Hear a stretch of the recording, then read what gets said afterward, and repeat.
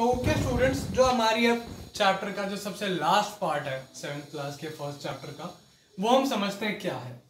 This is ruminants. What are ruminants?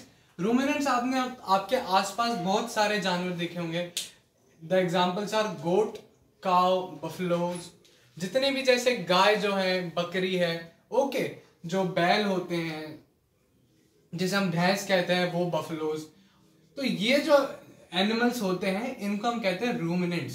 क्या कहते हैं? रूमिनेंट्स। अब इसका एक रीजन है, हम इनको अलग क्यों पढ़ रहे हैं और हम अलग क्यों समझ रहे हैं। ठीक है, जो अलग हम देखें तो कैसा होता है, होता ये है कि हमने अगर नोटिस किया हो, जब जो गाय होती है वो बैठे बैठे बहुत ज्यादा चबाती रहती है और उसके मुंह से लार गिरती रहती है।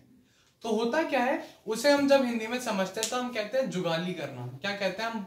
जैसे हमने कई बार देखा होता है, हम पूछते हैं कि गाय बार बार क्यों चबा रही है, तो हमारे घर वाले हमें क्या समझाते हैं, गाय क्या करती है? जुगाली करती है।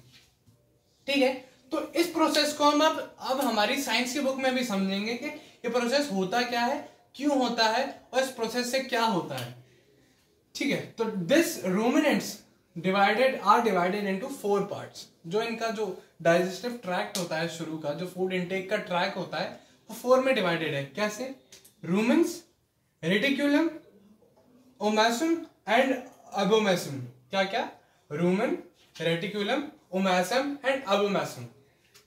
ठीक है, तो हम सबसे पहले देखते हैं क्या होता है। जो ये फूड खाते हैं उनकी सेल्यूलोस वॉल, मतलब वो बहुत ज्यादा सेल्यूलोस, मतलब जो सीधे कच्चा फूड खाते हैं ना, काफी हार्ड होता है डाइजेस्ट करने के लिए। हम डायरेक्ट कच्चा फूड खाए तो उसका डाइजेशन इतना इजी नहीं होता है, लेकिन ये एनिमल्स खाते हैं तो इनके अंदर एक अच्छी, मतलब काफी एक स्ट्रॉन्ग डाइजेस्टिव सिस्टम होता है।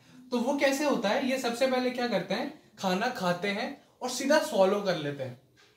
आपने नोटिस किया होगा, अगर आप गाय को कुछ भी देते हो तो उसको सीधे खाती, मुंह में रखती है और स्वॉलो कर लेती है, यानी बॉडी में अंदर डाल लेते हैं।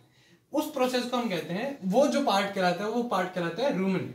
अब रूमेन होने के बाद क्या होता है, अगर इसका हम लॉजिक समझना चाहें तो उसका लॉजिक क्या होता है, हमेशा जो गाय, बफलो, इनका क्या होता है, इन एनिमल्स को ये पावर इसलिए मिली हुई है क्योंकि इनको फूड खा के तुरंत भागना पड़ता है, वरना पुराने जमाने में क्या, मतलब ऐसे जंगल वगैरह में क्या होता है, इनका शिकार हो जाता है। तो इनकी बॉडी इस तरीके से अडेप्ट हो गई है कि फटाफट अपना खाना एकदम स्वॉलो करती है और भाग जाते हैं। फिर क्या होता है कि फूड रेटिकुलम की प्रोसेस से क्या होता है, फूड वापस से माउथ में आता है।